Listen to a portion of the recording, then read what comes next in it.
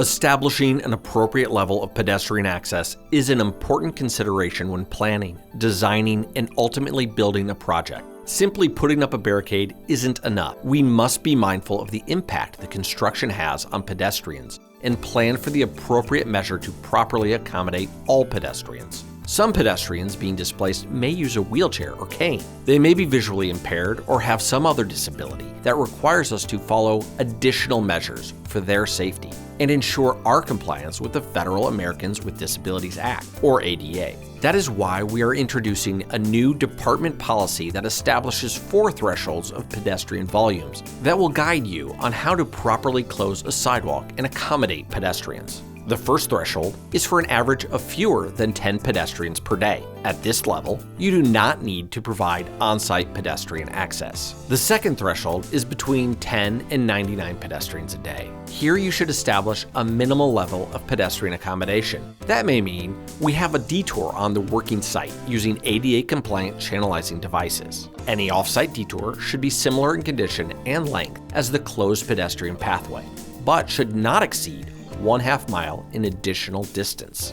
Beginning with the second threshold, in situations where neither an on-site or off-site detour is safe or practical, you should enlist a transportation service to shuttle pedestrians by appointment around the work zone.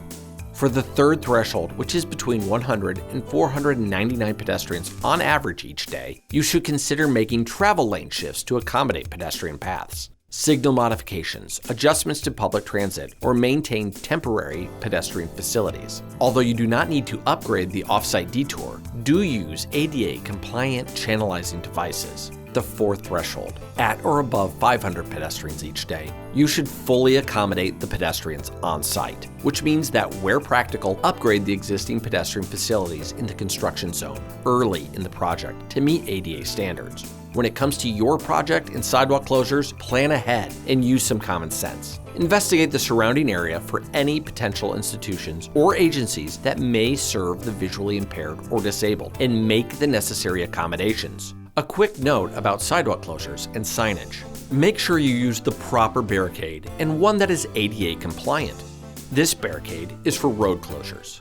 This is for sidewalk closures. Only use signs that are appropriately sized for pedestrians. Make sure the bottom rail is no more than 2 inches off the ground and that the legs at the base don't pose a tripping hazard for the visually impaired. We need to make data-driven decisions when we plan for pedestrians in work zones. We need to ensure that during the planning and design phases, not only pedestrians but cyclists are accommodated as well. Not only will this make the work zone safer, but it will reduce our liability.